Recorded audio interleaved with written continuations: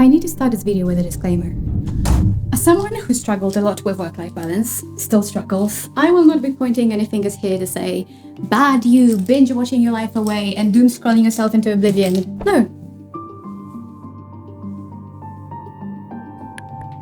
Let me quote a famous thinker and an author of an iconic self-help book, The You Are, Rick and Hale. Should you find yourself contorting to fit a system, dear reader, stop and ask if it's truly you that must change, or the system. It's very hard to function well within a system that's exploitative or broken, which I believe the corporate system often tends to be. So before you give yourself a hard time for not doing more with your life after work, find some self-compassion because the system is rigged against us, and that is something that we will have to take into consideration. Second disclaimer, this video isn't about how to be productive after work in hustle culture, toxic productivity, your output is your value kind of way. This video is about how to be productive after work in reclaiming your time to do things that make you happy, fulfilled and well-rested kind of way. Meaning, how do we stop the exhaustion from our daily jobs from impacting the quality of our free time? How do we stop wasting away our lives because of revenge procrastination? How do we minimize the damage and reclaim what is ours? And yes, there will be references to Severance because I'm a bit obsessed with this show. With that said, let's get started. Has it ever happened to you that you opened a bag of crisps because you love crisps, they make you happy, only then by accident you ate the whole thing and now you're feeling sick? Not only sick because of all the crisps that you ate, but sick of yourself because you have no self-control. Okay, so what do we do to stop this? Maybe it's weird, maybe you won't like this, but I schedule 1 day per week to have low-quality entertainment. Honey, The Office is not low-quality entertainment. I schedule 1 day per week to watch classic shows, to play video games and to eat snacks, but the point is I decide on the time, space and duration and I stick to it. I usually go for Friday nights when I'm really exhausted after an entire week. So it isn't really about complete abstinence, it's about conscious consumption. By designating a specific time, like Friday evening, I create a boundary.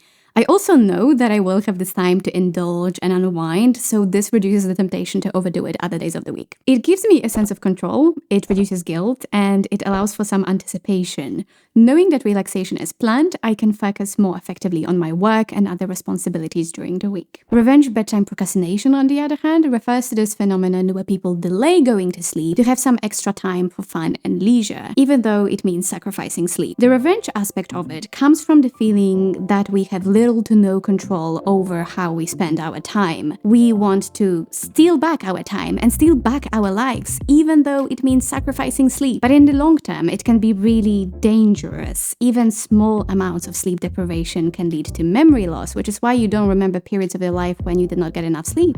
What helps me manage those feelings of frustration and anger is planning meaningful and fun activities on weekends. I try to do things that I will actually remember, for instance, going on a hike or visiting a part of town that I don't go to often, or meeting a friend, doing yoga, cooking a new recipe, anything that will give me the sense of having rested properly. Nothing relaxes you more than animals, right?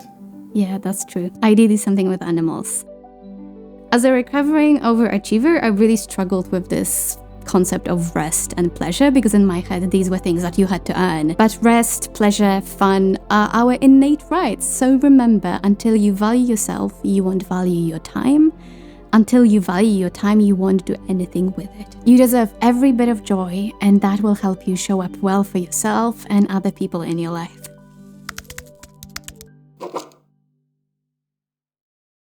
Okay, Daria, you might say, but I have to clean my flat during the weekend and do all other chores because there's literally no time during the week when I have to work. I get it. I also struggle with this. Both me and my husband grew up in households where Saturdays were cleaning days. And at first, when we moved in together, we sort of continued this beautiful family tradition, which made me, again, very angry and frustrated because you work during the week, you clean during weekends. When am I supposed to live my life? When? So what we tend to do now is 15-minute runs of cleaning and organizing our flat every single day. My ADHD brain loves a good timer challenge, so you can either use a timer or you can create a Spotify playlist that's exactly 15 minutes or however long you have. I would do it any time that I have a break in my schedule between meetings or before I leave the house. And that really helps to keep the flat more or less orderly. And yeah, obviously we still sometimes have to properly clean the flat on weekends, but this really helps not to have to do it every single week. It's a little bit of a stretch to say we do it every day. Most days.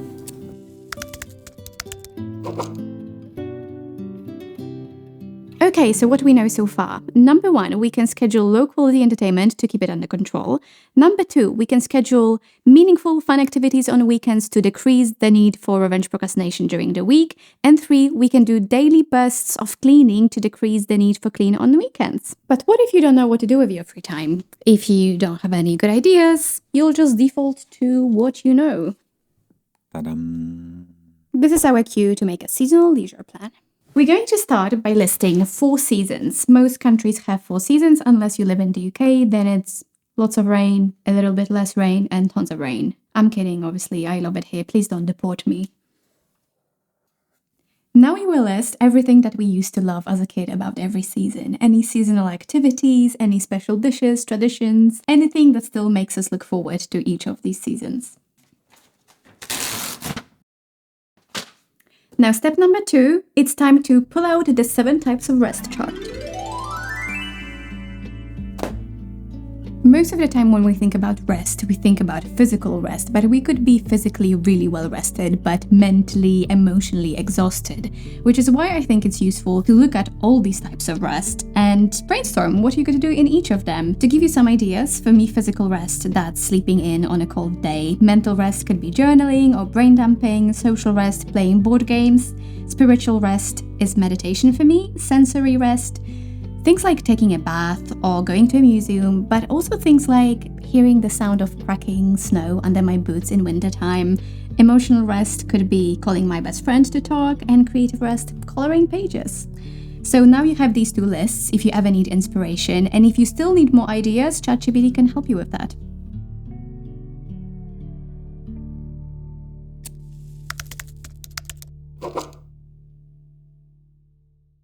Imagine you live deep inside a forest and every day you have to walk to school. On your very first day, you pick a path, you follow it. It's very slippery, you have to cross a stream, but eventually you make it. On your second day, you think to yourself, that path was really long and tiring, maybe I can find another one. But what if it's even worse? What if it's more tiring? Let's just stick to the one I did before. So you take the same path.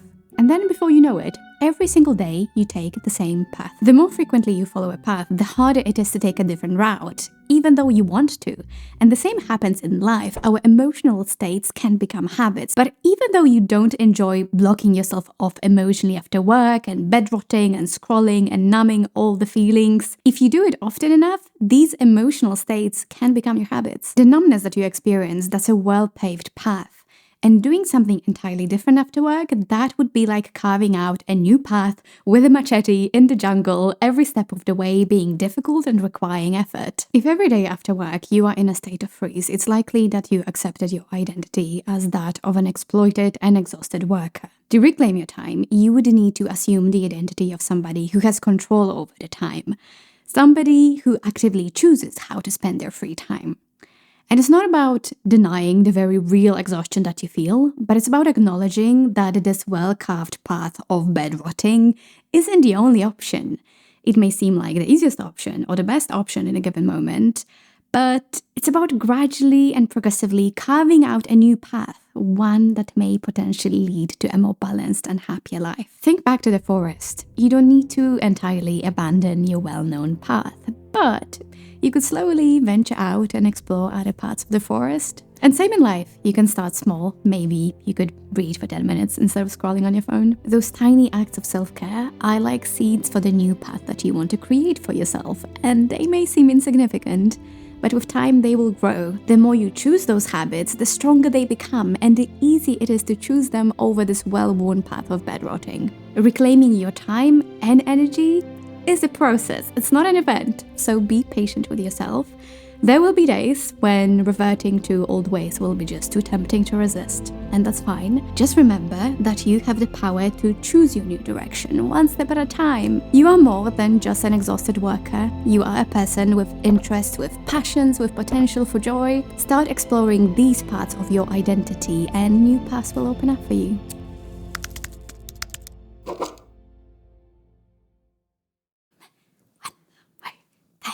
This next tip comes from a former CIA agent. I told you we are not messing around when it comes to reclaiming our free time. Has it ever happened to you that you had this amazing plan for after work? Like you will meet your friend, you'll go for a walk, then you'll go home, read a book, take a bath. Only as you are just about to leave the office, you get this email from your boss with an urgent task to prepare for tomorrow. So you cancel your plans, you do the work, then late in the evening you come home, you reheat some old pasta, watch some TikToks and go to bed late. We have to acknowledge that our 9-to-5s are often not exactly 9-to-5s, and we are not the only ones to blame for wasting our own time outside of working hours. It's like in Severance when Milchek, who was the supervisor, used this special button for emergencies to wake one of the workers late at night to do a special project. Nowadays, with mobile phones, our bosses also have a special button for emergencies, and they are not afraid to use it. So this next tip is about something that you can do at work to save you hours, potentially maybe even years. And it's especially helpful if everyone thinks you're nice and you say yes to everything and you literally have no boundaries, which was the case for me for years and years. The CIA agent explained how she strategically built her brand, her reputation, and relations at work. From day one, she presented a colder, more reserved attitude where she clearly marked her boundaries. It was easier for her to push this boundary a bit with time and show her more flexible side than to pull it back. If you keep saying yes to everything from day one, this is what people will expect forever. And pulling it back will come at a higher cost because you will be perceived as a person who cannot uphold a certain standard. Look, I know it's easier said than done. You are starting a new job, you want to impress everyone, so this may sound a little counterintuitive, maybe even a little risky not to jump at every request. But think of it this way, if you assert your boundaries from day one, you are not only protecting your free time, but you're also showing professionalism and value. Otherwise, you run the risk of overextending yourself, becoming less efficient, and maybe even burning out. And this does not mean that you have to be cold or unapproachable, but it's about being strategic. So next time a task comes up, instead of saying immediately yes, you can try saying something like, "Oh, this looks interesting. Let me look at my current list of priorities and get back to you with a realistic timeline." This gives you a moment to assess, prioritize, and potentially negotiate deadlines. Also, this subtly communicates that you value your time and you are not just a pushover. And when you do say yes, do actually deliver good work, because that will show that your carefully considered yes actually means something. This will build trust and respect, and that will make saying no even easier in the future. And again, this approach isn't about being selfish, it's about being smart. It's about realizing that by protecting your time and energy, you are protecting your ability to contribute effectively and maintain a healthy work-life balance. And that benefits everyone, including your employer.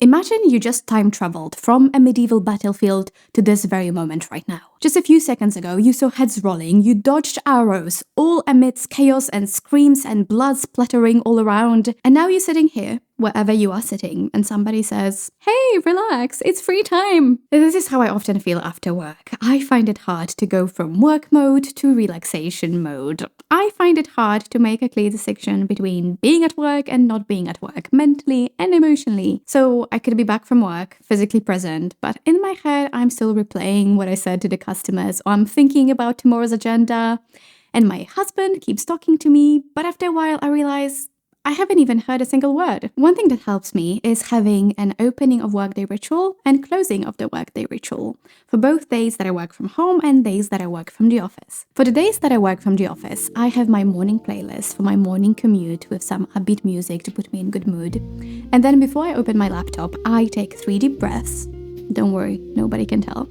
And then for closing of the workday ritual, I have my evening commute playlist that has more relaxed music, and I take a mindful walk back home. For days that I work from home, I usually have a set time when I need to start working. So just before that, I would take a short walk, 5 to 10 minutes, just around the block, and call it my fake commute. Then I'm home, I make sure my desk's clean, I take 3 deep breaths, and I start working. Same thing for when I finish work. Close the laptop, 3 deep breaths, and my fake commute. I realize it sounds a bit crazy, but you do what you gotta do, as they say. The cold air, hearing the birds sing, it helps me wake up, and it also helps me realize that there is in fact world outside of work, which helps me feel better. And these tiny acts, these rituals, are like a bridge for me. They help me transition from work mode to normal life mode.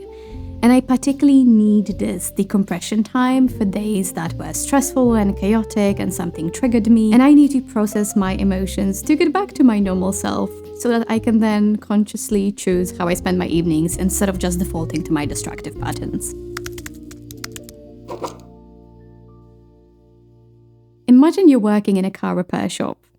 Yes, I know, but bear with me. You have this new customer who wants a bit of a pimp my ride treatment. They want new material on their car seats. They want inbuilt speakers. This is all very exciting, but then you look at the car and the engine is malfunctioning, the brakes are bad and to be replaced. So you say to them, how about we fix the essentials first? I don't want you to end up with a flashy car that can't even drive. And the same is true in life. To access premium features, you first need to make sure that you have all the basic features. Before we talk about the feelings of accomplishment and fulfillment in our free time, we first need to make sure that we are fulfilling the basic needs of our bodies and minds. Like, did you eat today? Did you eat the type of food that helps you feel nourished and energized? Did you sleep? Did you exercise? I personally found exercising after work most tricky. Most days I can't tell if I'm actually physically exhausted and my body needs rest, or if I'm just lazy. Turns out I'm mostly lazy. Very often we assume that after a long day of sitting in front of the computer, we need to be static in order to feel rested. But paradoxically, it's exercise that helps us feel more energized. Exercising improves blood circulation, it gives us more oxygen and endorphins. I started with doing small portions of some movement because it feels less daunting. So after work, I would ask myself, okay, 10 minutes on the couch or 10 minutes on the mat doing yoga. Just that. And the more I choose yoga, the easier it becomes. Don't be afraid to start small, because these small choices add up, creating a healthier, stronger foundation for everything else that you want to do with your free time. And if you need some help with this, as your fellow lazy/ambitious person, I have a series of videos about micro habits that you can watch if you'd like. Thank you for watching.